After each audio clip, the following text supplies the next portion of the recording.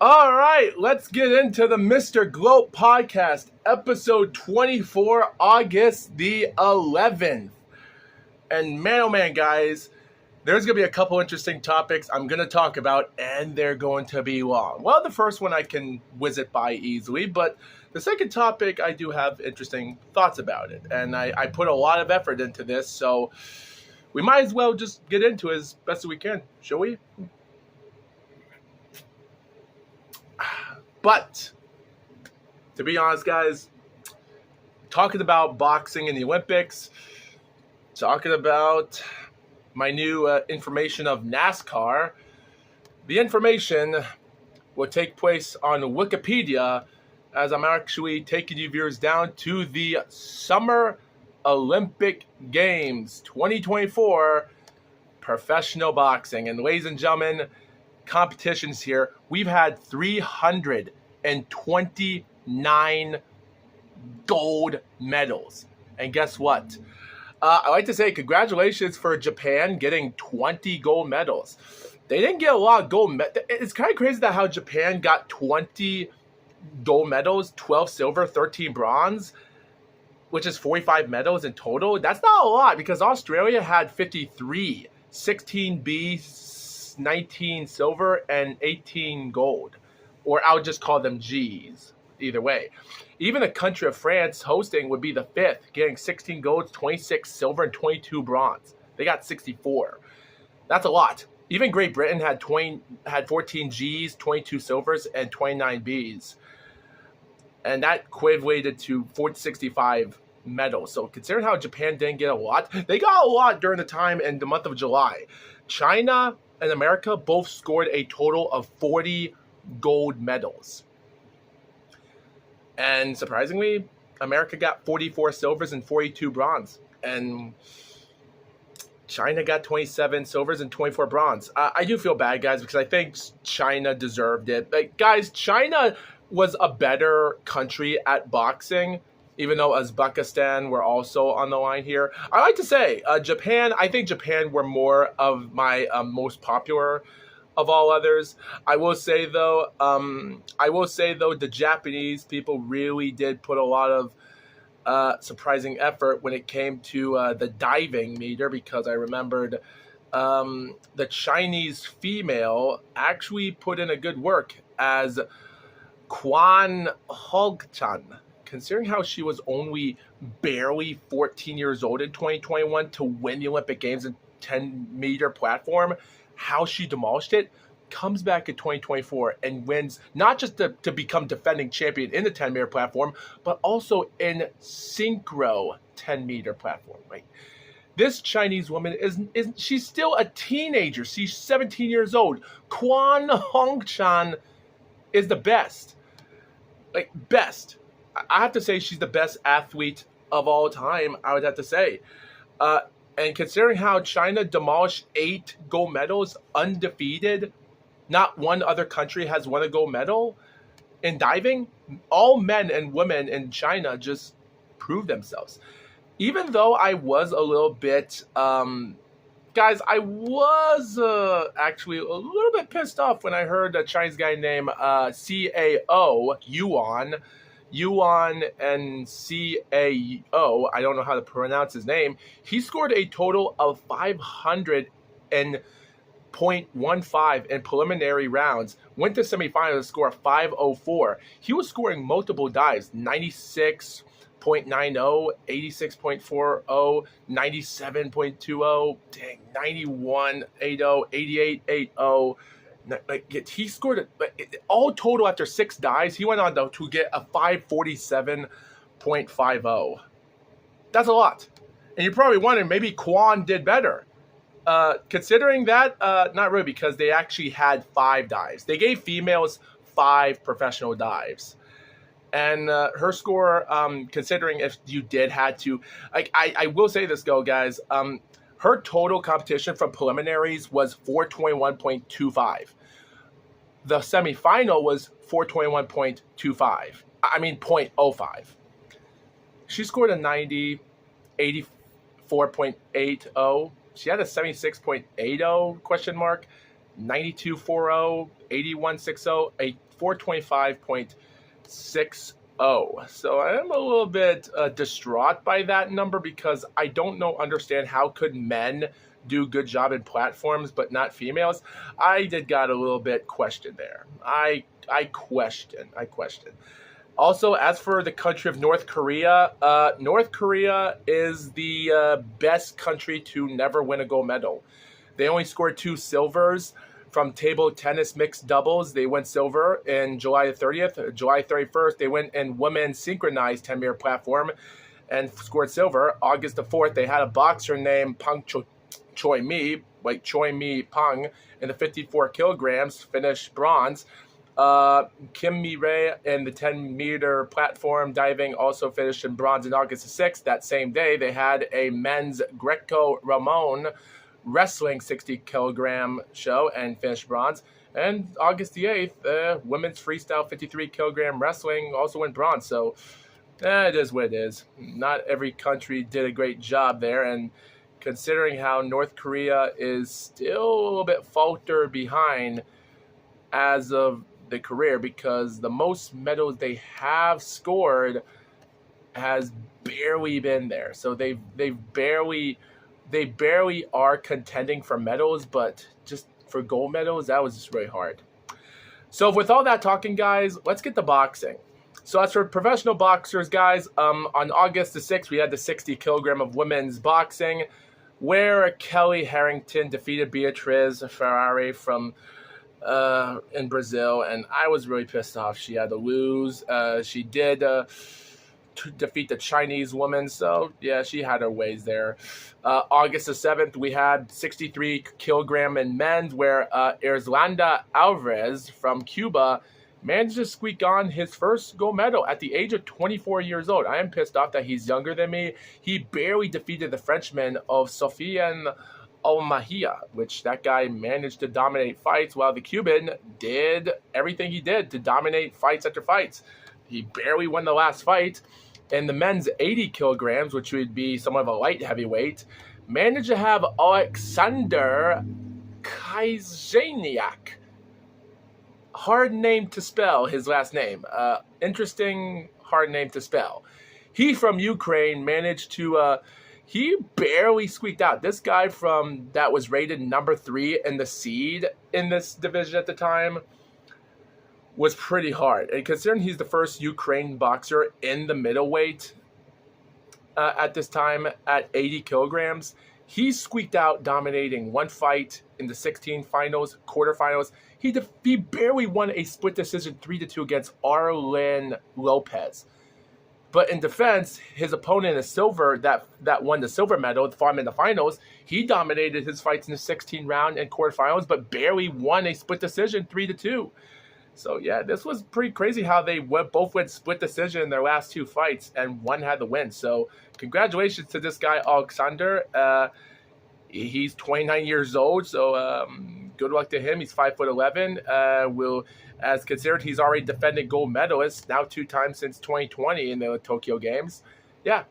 The 51 kilogram in men's boxing in the flyweight did brought in an interesting competition, as Hasanboy Dazmatov from Uzbekistan managed to squeak out some quite interesting competition. He squeaked out wins after wins, like nothing said before. Like, he defeated the French Brazilian of Bilal Benegma, and surprisingly, he managed to hold himself pretty good. It was a pretty interesting fight. The guy is 31 years old. His professional record in the pro started back in November 2019, winning in Mexico. Came in 2020, went on again in 2021. He boxed for WBA International Light Flyweight title, 1 second-round knockout there, a 4th-round ring Corman retirement that same year in December, went May 2022 by another fight, and November 2023 last year in Russia, he wins his 6th fight. Surprisingly, because he already won the gold medal in the light flyweight in Rio de Janeiro, so he comes back 8 years and fights here. It's pretty interesting how he came back from all this, and he's still thinking it's okay to box, which no one can question that. But the women's 54 kilogram This Chinese woman, Yuan, was rated number 8 seed, the number 8 seed, and her boxing went far back after she defeated Jennifer Lehane from Ireland. She squeaked on a good win against Bulgarian Petrova. Barely squeaked out a split decision 3-2 against Choi Mi Pang from South Korea, and feel bad for her. And she took on the woman from Turkey and dominated that fight because the one woman from Turkey was not rated. She defeated a South Korean woman that was never rated in the high seed at the time. Some of her opponents that the woman from Turkey fought against was not tough competition, except the time when she defeated the Australian in the 16 finals, but that was the only tough fight she fought in. Hell, even Yuan was number 8, and the woman from Bulgaria in the semifinals was number 1, and she defeated her in the quarterfinals. So yeah, it's crazy. And the woman from Pyongyang was number 4 from North Korea. She was rated number 4 in the seed. So this woman from China that was rated number 8 on the seed, she proved herself. She's 27 years old, and I do want to. I never heard who this woman is, Yuan Chang. I never heard of her before, but after knowing her from the Youth Olympics in 2014 and 2018, the flyweight games and such, I do want to see more of her and get to know her more by the minute, because there might be something here that we might not see. So who knows? And now, in hindsight, guys, let's just go way back to August the 10th. Before we get to August the 9th, because the men's 57 kilogram had some interesting stuff, because Abdulmalik Kahalvavik managed to squeak out great wins. He was rated number 1 seed. But we also heard the guy named Dolapo Amel from Nigeria had interesting, sort of, I would say, quote unquote, problems, because we heard mostly that he was out of the games due to an injury or some sort. We don't know, because he was rated number 5 in the seed at the time. And mostly I'm still trying to find information on who took over for him as we speak. I heard that the guy that was going to take over was somewhat going to be an interesting, tough competitor, but I later realized it was really hard for me to find who was in competition until I realized he was taking over for one of the guys that was going to fight from Philippines and Ireland. Nothing could be said there, but yeah, I'm still trying to find information of this Nigerian fighter that was in the 57 kilogram, knowing what happened to him, because I still can't find information. We don't know if he was ejected or he had an injury problem, but all we know is the boxer that won the gold medal dominated all 5 judges in all fights in this round of 16, quarterfinals, semifinals, and finals. All were 5-0. This guy was a dominator as the number 1 seed, and that right there is respect.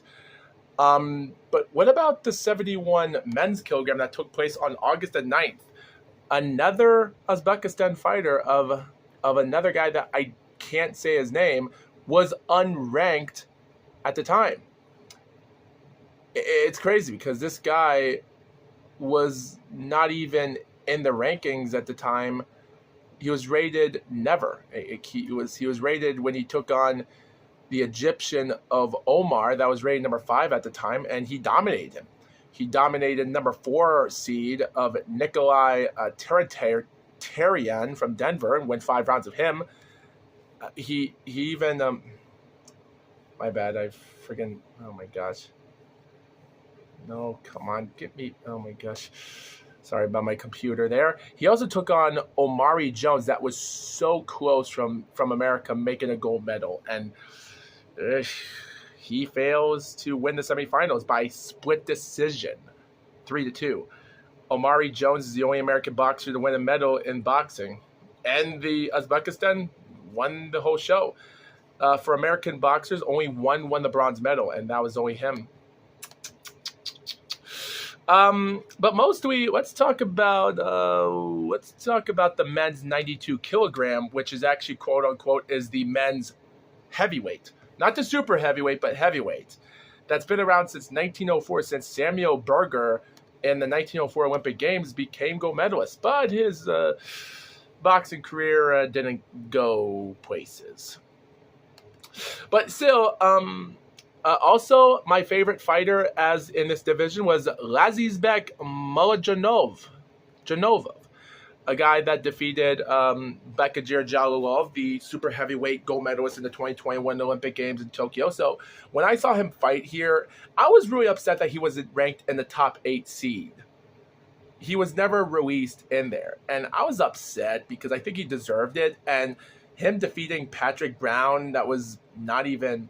the Italian fighter that was ranked number 3. And then he takes on this Brazilian that was rated number 6 in the quarterfinals. And then he defeats another guy from the country of Tajikistan that was number 2. And he defeated him in the semifinals. And he even defeated an unranked fighter of Lauren Alfonso that wasn't rated. But Lazizbek proved to everyone, like he wasn't even rated in the top 8 seed, and I think he should have deserved it. And I feel bad no one gave it to him, but yeah, he kind of deserved gold medal in the 92 kilogram. And I'm still thinking that he is another good prospect for cruiserweight and heavyweight in the future. So keep an eye on him. And I just hope he doesn't go bridgerweight, but I still think he deserves it. I think he's right for the big time heavyweights. The women's 50 kilogram won by Wu Yu. Yeah, WU space YU. And she was rated in the number 1 seed after she demolished both fights in her competition. And she proved herself against some interesting competition at the time. Even her opponent dominated all fights by all judges' scorecard wins. It was just not meant to be.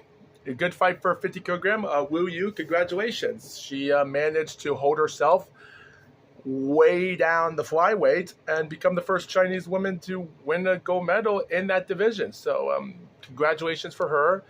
It was a good win. The thing is, she's 29 years old, and her boxing career was she was already as an amateur boxer as 31 wins and 4 losses. She is not a professional boxer.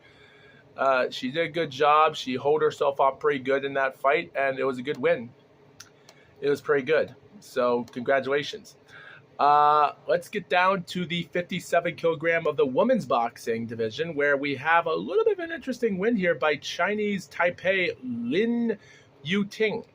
She managed to hold herself off pretty decent as being the number 1 seed in the division at the time. And she defeated some interesting fighters. She defeated the ranked number 8 seed in Bulgaria in the quarterfinals, went on against the fighter from Turkey that wasn't ranked, but still an interesting win. Even won gold medal against a Polish fighter, not ranked. But yeah, her competition, the Chinese Taipei fighter just had a great year. She dominated competition, and even though her opponent dominated each fight in her career, but there were some great moments there, but there was some too much domination. So let's get to the 75 kilograms right now of women's boxing before we get to my least favorite, which is the 66 women's kilogram and the 92 plus 92 kilogram men's boxing. Those are 2 topics I'm really interested in talking about. Li Xuin from China, Li space QIAN, she put in a good effort being the number 1 seed as well. She defeated some great fighters, as she did. Won in her good competition of 16. Defeated ranked number 8 in the quarterfinals in India. She took on Caitlin Parker from Australia as the number 5 seed at the time, and defeated a good win against number 7 ranked Athena Balon from number 7 seed. She proved herself, even though her other opponent was barely having the judges favoring her by 1 judge scoring it for her opponent, or two judges scoring it for her opponent. So her opponent in the finals from Panama was barely winning, giving judges her favorites. So nothing much to say about that. So now it's time to get down to the 66 woman kilogram. and the 92 men's plus kilogram. This, consider this is still the first topic, and even though the Olympic Games are over today, so guys, let's talk about the 92 kilogram plus of heavyweight, super heavyweight boxing as it is. Bakadir Jalolov, like, he's 30 years old. He turned 30 last month ago on July the 8th. This guy does have some interesting skills into him. He's proven himself that he's number 1 in the super heavyweight in amateur boxing. He's number 26 in the heavyweight in professional boxing. 6'7". He's boxed for now 5 years in the heavyweight, and it might be a 6th year. Someone said that he might take a hiatus. He'll come back in professional boxing next year in 2025 for the heck of it. So he might go full time. His boxing has been on an interesting topic because he's thrown some great, interesting work here. And even though I'll only have a couple minutes to talk about him, but his competition was just nothing much. He just had some amazement. Like, he hasn't lost a fight since December the 11th, 2022 against the heavyweight gold medalist of Moajanov, Lazizbek, and how that fight went. So since then, he's already been dominating 2023 and 2024 fights, and even in his professional boxing career as well at the time. So him coming out, dominating fights in his first fight where he was hurting his opponent, Omar Muhammad Ashisha, and how he won that fight was so devastating. Even taking on Teramoana Jr., mostly from the country of Australia, that was rated number 5 at the time, and he put himself in position as a good fighter. It was pretty good for what he was doing at the time. But even though his opponent, like, after he defeated the German fighter that wasn't even ranked at the time in the top seed, because just to let you viewers know, guys, Joshua Edwards, number 1 seed, lost 3-1 against nobody. Mohamed Abadaoyev lost against Nelviv Tiafak from Germany. That would lose in the semifinals against Jalolov, 5-0. Teremona Jr. won KO, so he did it, and him and Jalolov won there in their seeds. They were in their seeds. He was number 5, and Jalolov was number 4, and they had to go eliminate each other in their quarterfinals. What about the last 4 rows? Well, a Frenchman defeated an Algerian fighter at number 3, which we might talk about another Algerian boxer in just a second, and another fighter from Brazil lost in his, ranked at 6, and number 7 and number 8 ranked seeds were out quickly. Yeah, the heavyweight boxers and super heavyweight were not there.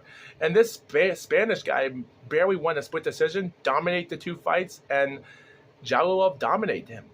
It was too much of an easy fight, and it is what it is. Like, Jalolov was just dominating fights. All judges were scoring him favored.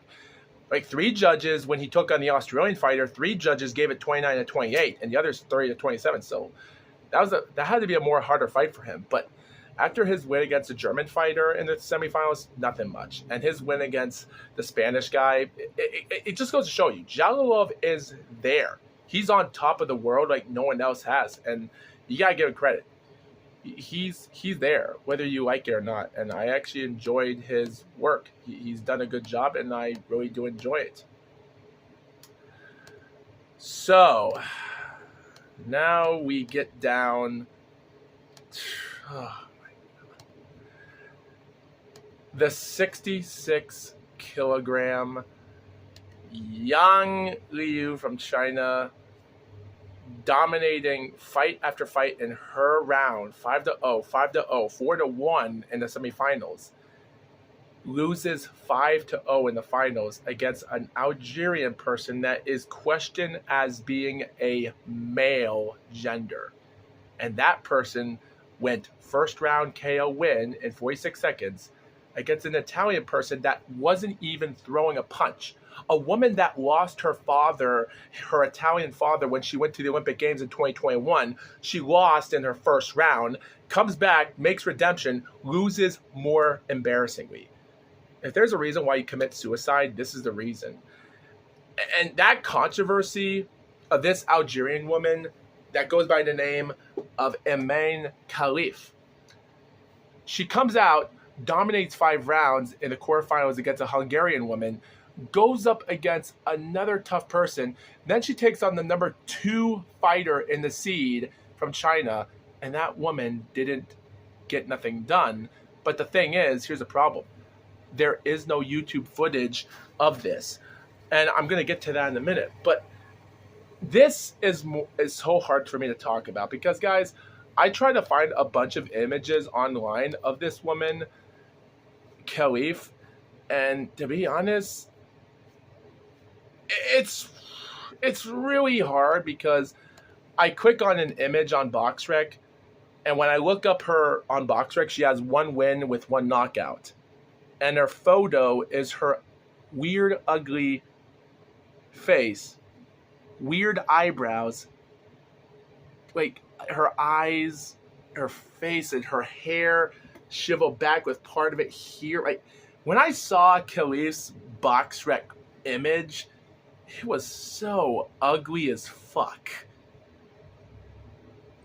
I didn't like it.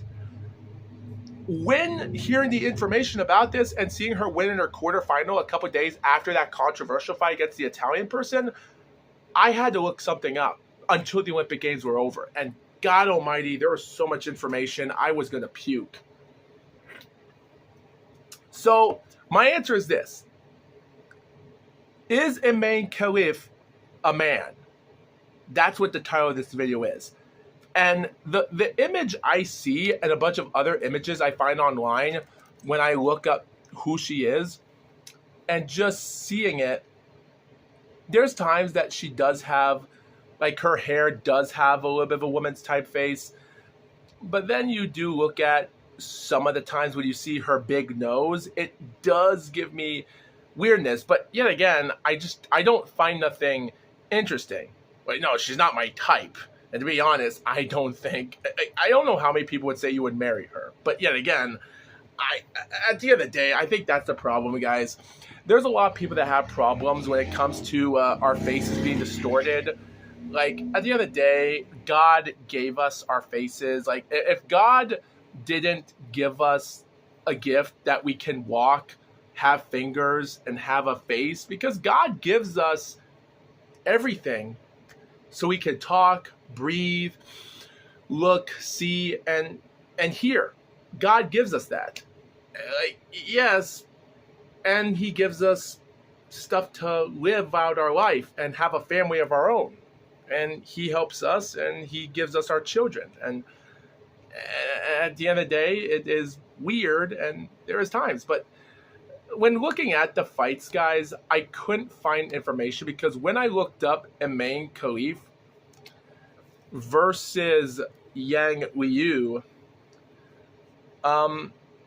I couldn't find information other than videos and news reports of the stating controversial boxing woman won gold medal, this or that, blah, blah. There's so much videos out there that are just people talking. Like Sky Sports News made a video a couple of days ago talking about Eman Khalif winning gold and talk about this or that in 6 minutes. But I was trying to find information, but there's so many images. So people, and guys, the reason I'm talking about this is that if you people have video or information highlighted videos of highlights, let me know because I actually want to watch. I want to watch Eman Khalif's footage online and see her boxing. If you viewers have videos or amateur boxing videos of her boxing career, let me know because I just want to study it. For instance, now you viewers know that women are not fast runners when it comes to the 100 meters. They can't even run under 10 seconds flat. No offense, but it's true.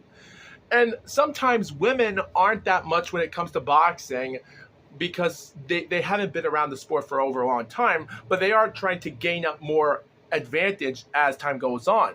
But men's boxing is different. So when I watched the fight against her versus Angela, there were some times when I saw her move her body like she didn't look like she was a woman. Like during the end of the fight, after she did punch her opponent and her opponent said stop because she had to tape something around her neck because her headset was coming off, and then come back seconds later, and then she studied up with this where she studied her left foot, and then she moved her left foot more forward to throw the punch, and then she angled part of her tippy toe with that hard punch that ended the fight. I look at it and I think to myself, can a woman do that, throw that type of punch? Now, if you viewers don't know what I'm talking about, go back and watch the footage, because I try to watch what boxing stance are and how a woman can move other than a man doing that move, even in amateur boxing. So I did got questioned by that, and if that was what Angela was looking for, thinking this is unfair, yeah, I do think so.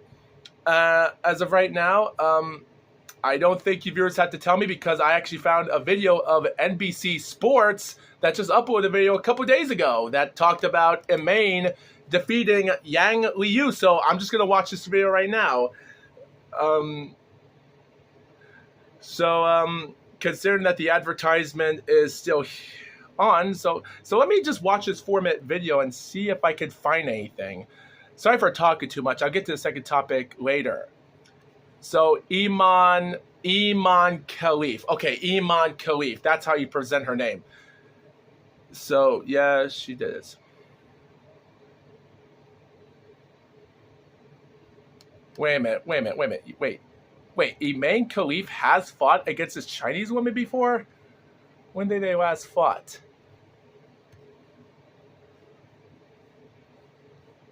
I don't... Wait. Why did the reporter said that these two have met each other a year ago? Liu Yang and versus Amin Khalif? Why did the woman commentator say that these two met each other? Weird. So let me see. So considering how you're talking about, how they're talking about the taller and bigger fighter being 5'10", and the Chinese woman being short, it is interesting. Okay, so Emaine is studying her body. She's studying her left foot forward. She is keeping her arms. She's throwing interesting punches. She is keeping her body like this. Even though she is, I am surprised, because Liu is actually a southpaw fighter, and Iman Khalif is fighting against a southpaw Chinese fighter. This is an interesting fight.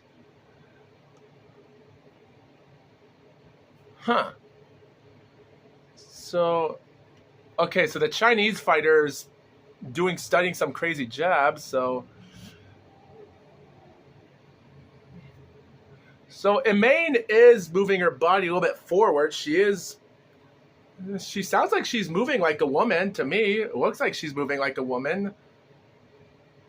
She is moving her left foot forward a lot closer to her opponent half the time. That's because, so it seems like this is what, yeah, so it sounds like she's moving perfectly normal, actually. This looks like a perfectly normal gold medal fight. I don't see nothing wrong. Like, Iman Khalif is not throwing hard power punches for some reason, so I don't know what we're looking at. Like, she's throwing 40 punches. Her Chinese fighter's trying her best.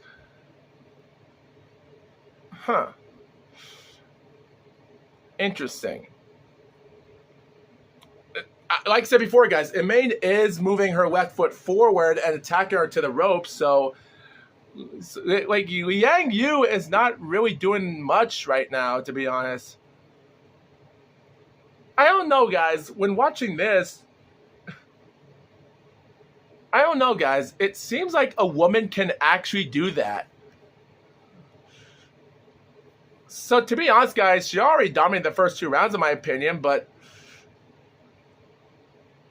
to be honest, guys, can a woman actually dominate this type of fight before? Because I've seen so many women's fights right now in the Olympics this year that have dominated fights just like similar to this. So I don't see nothing wrong about this fight. It doesn't seem like it's a gender versus gender fight. I don't see Iman being a male in this fight. I just don't see that. She's out. She looks like she's outboxing her opponents, and Liu Yang is not is not doing a good job like she did in her fight. So I really don't know what to say about this. It seems like a normal fight. Like, there is times when Imaine is using defensiveness, but like, there is weird, like, she is doing that weird dancing move right now as the bell is ringing for the third and final round. So that sounds like, so it's pretty interesting. But yeah, I don't see nothing wrong. It looks like a normal fight. It looks like a legit fight. I don't see nothing wrong. Imaine won the gold medal, and I do see that. I don't see nothing wrong about this fight, ladies and gentlemen. Nothing wrong. By the way, guys, here's a couple things I want to point this out why I don't believe Iman Khalif is a man. And this is for two reasons. One, her father would not go onto Sky Sports. If he did, then something would be up. Like, he would go on to Sky Sports at that time and state that his girl is all woman. Her child is a girl. She was raised as a girl. She's a strong girl. She was raised to be a hardworking and brave, strong, and a will work and to be trained. But still. So it is interesting how the IOC president managed on August 3rd at the time talked about any doubt of this. But yeah, I will say, though, the IBA and other divisions, there is some interesting things. So it is interesting that her father would come out and tell them the truth. The second reason I don't believe she is a man is that when looking at her father's father being interviewed at the time, her father does have the same nose as she does. So the resemblance of her father and herself goes to show you what it's obvious. Like, it is weird that you do have a woman that does somewhat have a guy face as Iman Khalif, and looking at the photo in BoxRec, that's a really fucking ugly image. I don't like that image. But yeah, I don't think there's nothing wrong about this gender, but I do want to think that maybe in 2028 we do have to keep this as best as we can to make the sport legit and not unfair. Because I don't think her father would lie on TV saying this. But yet again, I don't know much about Algerian people or much about the culture. The only cultures I know is Brazilian culture, Japanese culture, both French, Canadian, and France culture, mostly. So I do know cultures about those types of things. So I don't know the culture if a man is going to lie to protect her child from being a woman, even though he knows that his daughter is a man. I just don't see that. So I just don't see her father lying to him. I think this was just a huge accident and a bunch of people just spreading out rumors. But yet again, we do have to be careful in the future. But only God knows the truth of who is a man and who's a woman. I don't want to be in the gender because I don't like lesbians. I don't like gays. I am against stuff because my father's sister, as a cousin of mine, once married a gay guy, and she didn't know. And even after she got pregnant with her baby, they decided to go mountain climbing in the Appalachian Trail, and she fell, and her pregnant baby was disformed because of her fall that she took. The baby died. And other stuff, I made friends with a gay guy that I thought he was straight. I started hating men ever since and other stuff, but yeah. So I really don't like lesbians. I really hate gay people, so I do. But you know what I hate the most? A guy performing competition in a women's division. I just hope we don't get that. And I just hope to God we don't see that, because that's just something I just can't get used to, and I'm not going to get used to. Like, if a woman wants to perform in a sport with men, even if it's professional bowling, or even if they want to say they want to learn how to do those other gymnastic events, like the men doing the horses or the horizontal bars or other stuff that men are doing. If men can handle having fun with the women obstacle stuff, then who knows? So it's up to them. Yeah. That's all that I have to say. Okay, so the second topic, guys, considering we only have 20 minutes left, I am here live, ladies and gentlemen.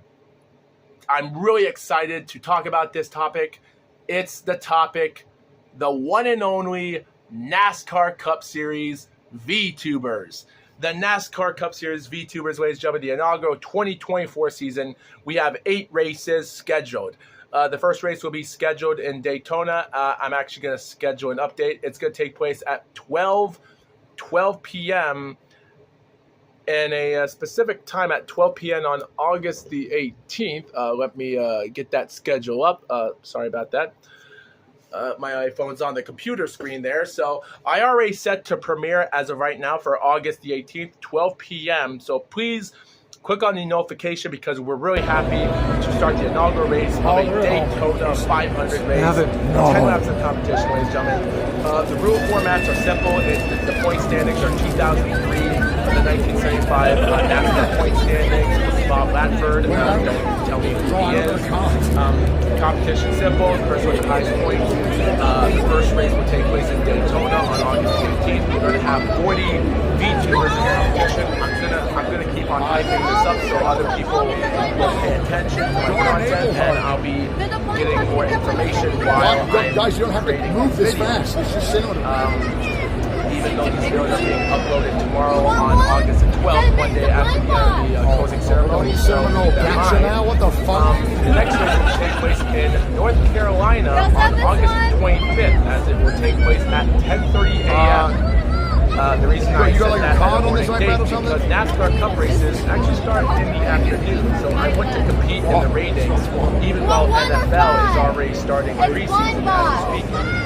September the 1st, we'll be going to Las Vegas at 10 a.m. in the Las Vegas race. I can't wait for race 3. But race 4 will take place at 9:30 a.m. on September the 8th in Atlanta. It's going to be an interesting, fun track. That track did a great job of the last getting things out of the back. February. A great good finish for Daniel Suarez. But race 5 will take place on September the 15th in Darlington. The Southern 500 race. But even though they're not doing 500, they're red. That's such coke. They are not red. That's such coke. That will take place on 11:30 a.m. All these times are being released at New York Standard Times and the Atlantic Standard Times of EST, so keep that in mind.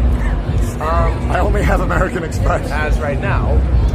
But wait, the last 3 races are going to start sooner because on September the 20th, Friday, the day during the opening of Friday, TwitchCon will be announced on Friday, September the 20th, as we're going to have a 3-day convention on September the 20th to September the 22nd on Friday, Saturday, and Sunday.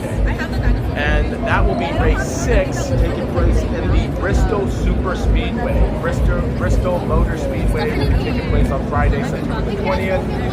The 7th race will take place a day later on September the 21st in Texas, Fort Worth, Texas. The worst track that some fans don't like, but I hope we'll have an entertaining race nonetheless there.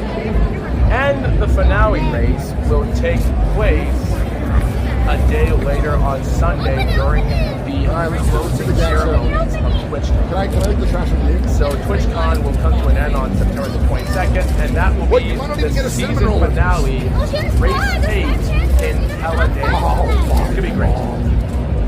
Oh, you can open all of them! So technically, that's mostly it. So technically, with everything going on, guys, it's going to be interesting because, guys, I do find this to be a really successful division. Wait, let's open the rest of that. Let's just see what we got. From August the 18th to September the 22nd for the next over 5 weeks. in the middle of that, we're going to have some great exciting competition. We're going to have 40 VTubers competing in competition. And as of right now, guys, here are most of the top competitors in competition while you viewers are waiting for it to happen. So, all right, let's do the action now. as of right now, it's a really interesting series to talk about. It's going to bring in lots of excitement in the air because the Daytona race will take place on August 18th. Some of these times are going to take place What is this? during the early hours before noon, so keep that in mind. I don't know what this is. Keep that in mind. What's his name? So as of right now, it's going to be interesting because while watching competition, we have 40 VTubers competing in the championship. The first driver that's seen on the screen right now will be Sama in the Zero car. All right, we got driver number 1 will be Akuma Numene. Driver number 4 will be Usada Sakura. Driver number 6 will be Scooch. No, I haven't got Pom Pom Pudding. Hoshi Suase will be number 7. The driver of the number 8 car will be Annie. Number 9 will be Akemi We got like a Nekomachi. bunch of different ones. The 01 car will be Vienna. That's not a bad hole. Number 10 will be Marissa Ravencroft. Project Melody will be number 11. Mori Kawiopi will be number 12. Chibi Doki 15. Oh, sure. Number 16, Rainho. Driver number 17, Watson Amalia. I'm signing stuff. This is very, very helpful. And then let me like Roma, show number it. 18. Don't worry. Nome Ina. I'll just send you the bill. Number 19 car. Her name is pronounced Ninomae space INA top parenthesis question mark. Or maybe the case. Actually, I think it's better. That's a better idea. Better for the memory. The number 20 car will be Thank you so Shy much. Lily. Kuranai will be number 21. 22, Takanashi Yara. Shoko, 23. Yara Gura, number 24. Buff, I want to select. Oh, here we 25. Roathon, 27. Yeah, that works. Mint. Kinda. Van Cologne, There we go. number 29. Yes, now she can carry her own Porcelain Channels Maid, walks. number 31. Chromia, All right, number let's take you back to the Val, So I'm going to start wrapping up my stream. 32. Chloe Lua, Close it. 38. 30 minutes. I want to show the artwork Iron before we Mouse, end. number 43. All right, this way. House Very Show, helpful. Thank you. House Show, Meredith. I'm not taking photos. And the number 45. Just take these up. Her name is pronounced HOUSHOU space MARINE. Nice. All right, we're pretty close to no booth, so we'll be all right. Number 48 will be I'll drop you off and I'll run back to my booth. Lena. All right, let's go this way. Number 49, Matsukai Mao. Number 83, Cotton. Number 88, Cinder. Number 97, Yuzu. Filian, number 99. Australis VR, number 101. The number 105 car will be, excuse me, the number 105 car will be Aoi Sakura Aoi. Her first name is pronounced as Sakura, and her other name is AOI. I don't know how to pronounce that name neither, ladies and gentlemen. So yeah, the 109 car will be Cecilia Immergreen. And the final driver as number 40 will be Amami Ami, spelled AMAMI space AMI in the 155 car. So yeah, those are the 40 VTubers and virtual reality gamers. So mostly, guys, this is VR gamers we're talking to, virtual reality VTubers. And even though VTubers aren't virtual reality, but still, they are animation type characters. So these are a lot of characters from anime VR games. So there's not a lot of male drivers in this competition, but it's going to be tough. Some of these VTubers and virtual reality gamers have been around during the later years of the 2010s. So it's going to be interesting to see some new contenders because there's some new females in competition, new males, and other competitors in competition. So if you guys have anyone that you think is going to win the champion, let me know. It's going to be interesting. It's going to be interesting nonetheless. So for the heck of it, who knows? For the heck of it.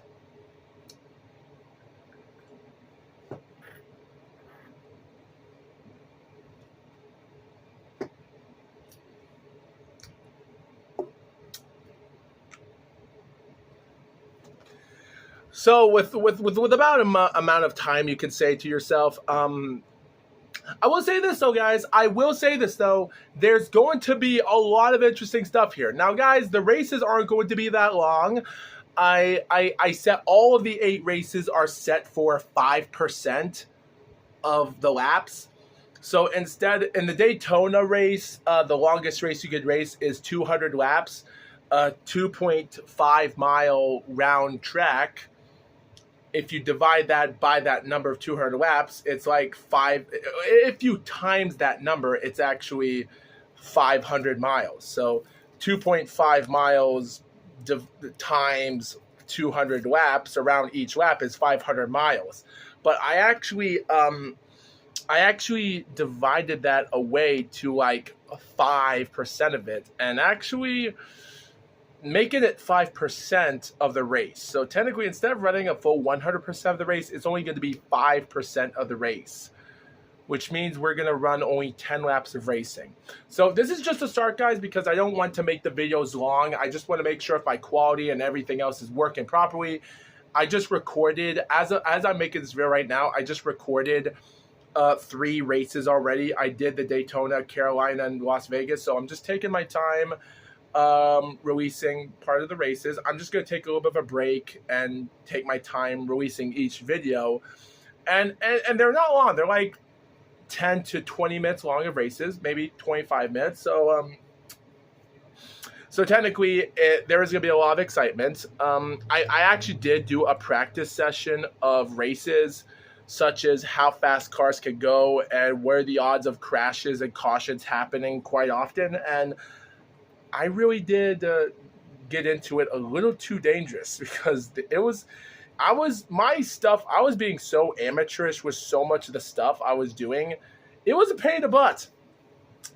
So guys, I am hyping this up as it is, and I'm not getting a lot of views this year, guys. I'm not getting a lot of views this August, guys, but we're getting to the bottom of this, guys. This right here is going to be the greatest to ever watch. Right here, competitions, far and none. I hyping this up like nothing before. This content is going to be great. We're going to have over thousands and thousands of viewers and multiple people and multiple VTubers watching my content by the moment. I'm really happy and excited to get to this, guys. Get to the moment, watch the races, and vote for your favorite driver, getting out of the business. And I am a little bit disappointed because there is time I did made a huge amount of amateurish problems right now. By mistake, I did make some amateur problems while recording some of the videos, and I should have saved files at the time, so I won't make that mistake again. But I hope you viewers will please just respect me for that. But we are excited to put this down to the line, guys, throw it down left field, and see where we're going. This right here is going to give the content a huge upbringing. And guys, I'm going to hype this up as advertising. This is the top of the food chain. This right here is going to make dozens of people enjoy your favorite competitors. Instead of watching a few of your VTubers being favorite as they are, let's talk about some that you haven't heard of before. It's going to be interesting competition, guys. You got to throw yourself in and see where your mind is going. So I'm really excited to see what we're going to watch while time is going. And while it's getting a little bit better, and it's making my nose itch for no reason when I talk too fast, but when it gets crazy, it gets crazy. This right here is going to throw you all over. Now, competition is going to be here, guys. Now, and for rule regulations, guys, there will be caution laps that will count. There's going to be no double file restarts, but racers will race back depending on if the race will end under caution or not. So keep that in mind. We are going to have great simulations. It's going to be a great competition. It's going to be a really tough battle. We are going to see a lot of great moments here, guys, because these drivers are going to make it to the top. And right here is what I'm talking about. Because of this whole section is going down history. Right here, down history, the greatest of all time, to throw you right down to the bushes. 40 VTubers, virtual reality gamers, male, females, competing for the once lifetime to win a champion. You got to prove to yourself that you know what it takes to be a driver. Do these people have what it takes to go out there and throw yourselves down to the Rose Garden and seed yourself if you got what it takes to make it to Madison Square Garden? Do you have what it takes to see from all your people? We have everything here. From drivers squeaking down right here. We go all the way to the left, like this.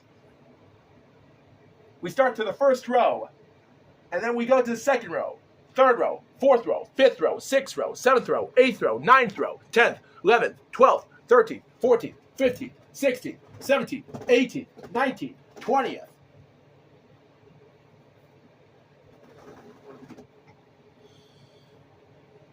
This. 2 drivers from each row.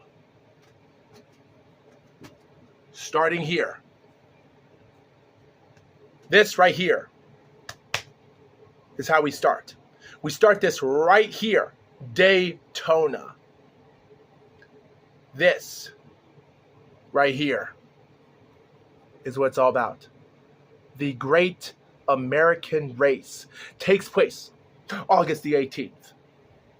And when it happens, guys, next year, if I go to TwitchCon, you're not going to see me like this. Oh, no. Because, guys, when I go to TwitchCon and when I go down to the world as becoming a professional boxer and amateur, I'm going to prove to some people that I know what to do when I take on Jake Paul.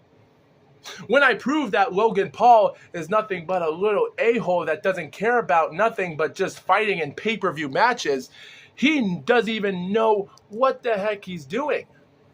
Like, I look up Logan Paul, and everything I see of him in his career is good when it's content, but not good when he's a professional wrestler. Like, I see Logan Paul fighting. Like, he's only wrestling no more than once a month, or even a couple times a month. He barely wrestles sometimes in SmackDown. Hell, for instance, like let me type in something here. Like for instance, okay.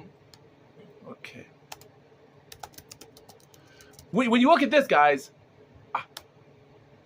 okay, right here, Logan Paul's wrestling career from IDW, the Internet Wrestling Data. You have Logan Paul that's only wrestled 15 times in his career since a friggin' path to nothing. He's only had 15 matches in his career, 7 wins, 8 losses. And those times that he's only wrestled in main events. He doesn't care about wrestling in, well, I didn't mean main events. I mean, what I meant to say is he only wrestles in pay-per-views. WrestleMania 38, SummerSlam 2022, Crown Jewel, Battle Royal, WrestleMania 39, Money in the Bank, SummerSlam, Crown Jewel, Royal Rumble. The first time he ever wrestled in a non-pay-per-view match was in SmackDown on February the 16th, Elimination Chamber in Australia. WrestleMania 40. He doesn't even. Logan Paul thinks that wrestling in pay-per-views is more better than wrestling in SmackDown or Monday Night Raw. Guys, if I was a professional wrestler, I would have to work time and time again to wrestle week after week after week. Logan Paul is not a wrestler. I'm better than him. He doesn't have what it takes. I have what it takes to even become a boxer because Jake Paul is not a good boxer. I can make a good sound. And if I can make it to the big times, all these great VTubers I talked about today, from All Shy Lily and everyone else, they're going to look up on me. I might have 1,000 and I might have 1,400 subscribers, but in the next year, I'm going to be in the big YouTube channel, even if I had to kill someone. Because if people don't help me get to where I go, you better pray to God no one's going to die by my own hands. Because I'm going to make it to the big time. And that's true. So you better help me, or someone's going to die.